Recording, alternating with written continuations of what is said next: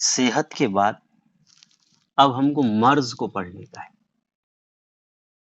مرض کو عام طور پر ہم بیماری بھی کہتے ہیں. یہ مرض ہے کیا؟ تو کتابی زبان میں اگر ہم بات کریں تو مرض کی تعریف ہم یوں لکھ سکتے کہ جسمانی یا طبعی، جسمانی اور نفسیاتی طور پر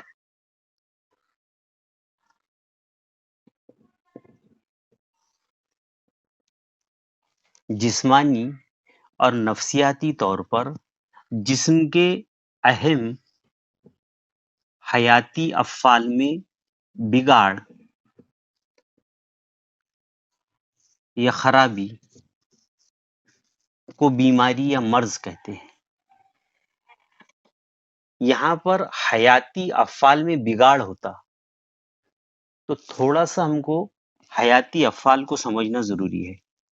حیاتی افعال ایسے افعال کو کہا جاتا جو جاندار انجام دیتے اور ہمارے جسم کے ہر عضو میں اور باقی تمام جانداروں کے ہر عضو میں حیاتی افعال ہوتے رہتے.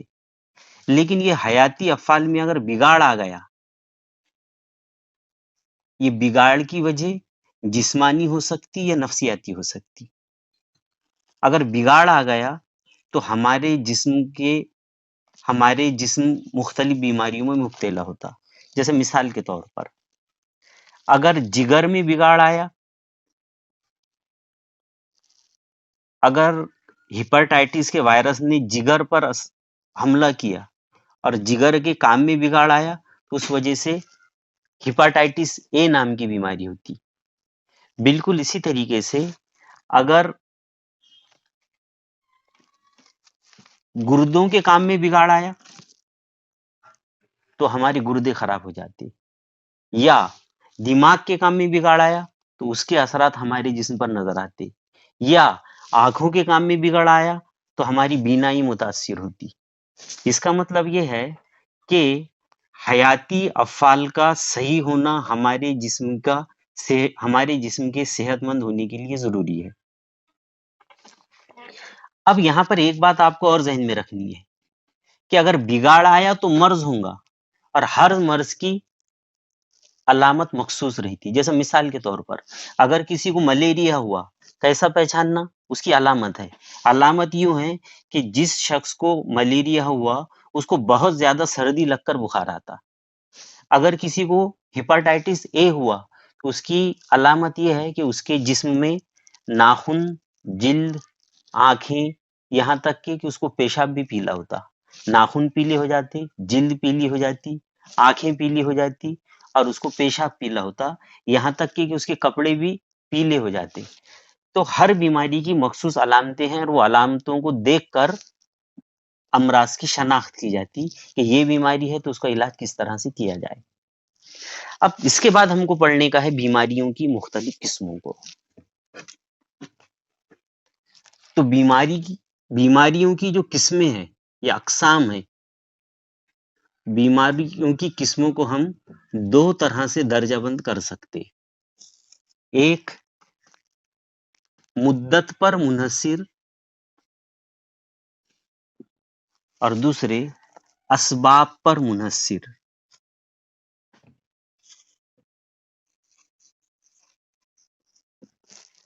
مدت پر منحصر امراض پھر دو قسم کے ہیں. ایک قلیل مدتی امراض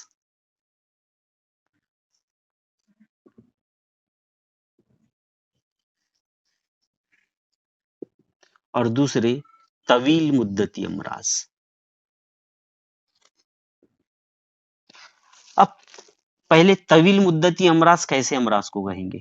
ایسے امراض یا ایسی بیماریاں جو جلدی اچھی نہیں ہوتی، جیسے ٹی بی کی بیماری یا ذیابیطس کی بیماری یعنی شکر کی بیماری. شکر کی بیماری تو عام طور پر تا حیات اچھی نہیں ہوتی، جب تک انسان مرتا نہیں تب تک وہ انسان کو جکڑ کر رکھتی، پکڑ کر رکھتی. تو طویل مدتی امراض ایسے امراض کہلاتے یا تو وہ جلدی اچھے نہیں ہوتے یا پھر کبھی اچھے نہیں ہوتے. لیکن قلیل مدتی امراض ایسے امراض کہلاتے جو جلدی اچھے ہو جاتے. جیسا ہم کو زکام کی بیماری ہوتی 2-3 دن میں ہم کیور ہو جاتے, ہم اچھے ہو جاتے, یا عام بخار ہوتا 2-4-5 دن 8 دن 10 دن میں ہم اچھے ہو جاتے. تو قلیل مدتی امراض کم وقت کے لیے ہوتے, اور طویل مدتی امراض یا تو تا حیات تک چلتے یا پھر 3-4 مہینے میں وہ اچھے ہو جاتے. تو یہ ہے قلیل مدتی اور طویل مدتی امراض. اب آ جاؤ ادھر, اسباب پر منحصر مطلب بیماری کی وجہ کیا ہے. اس اعتبار سے امراض 2 قسم کے ہیں. ایک موروثی امراض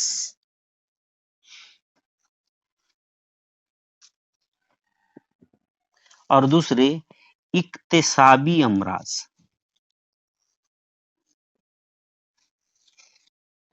اب موروثی امراض یعنی کیا؟ ایسے امراض جو ہم کو وراثت میں ملتے, جیسے کچھ بیماریاں باپ سے بیٹے میں منتقل ہوتی, جیسے مثال کے طور پر ذیابیطس کی بیماری یعنی شکر کی بیماری, یا پھر گنجے پن کی بیماری. اگر باپ گنجا تو عام طور پر وہ بیماری بیٹے میں منتقل ہوتی. تو ایسے امراض کہلاتے موروثی امراض. اور اس کی ایک اچھی مثال ہے ہیموفیلیا. یہ بیماری میں زخم لگنے کے بعد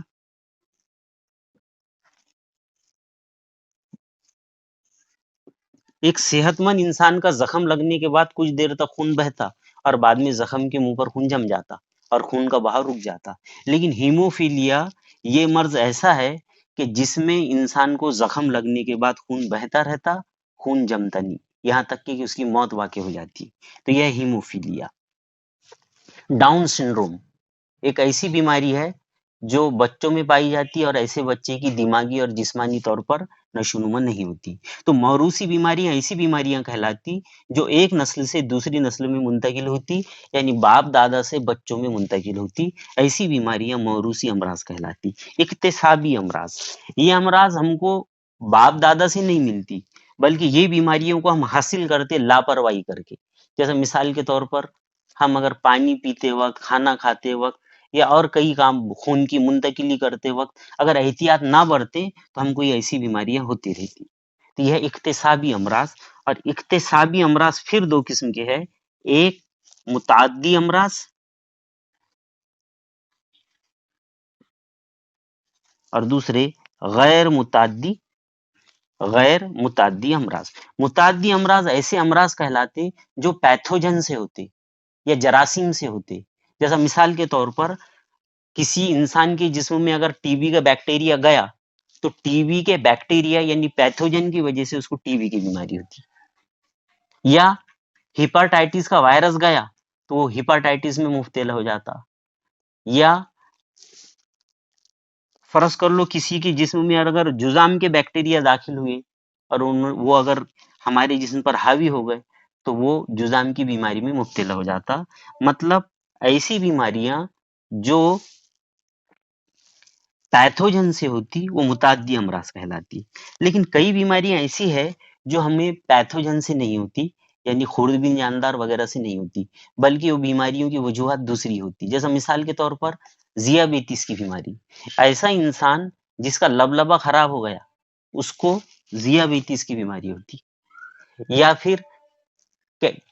پھر کینسر کی بیماری بھی زیادہ تر لوگوں میں ہوتی جو پیتھوجن سے نہیں ہوتی.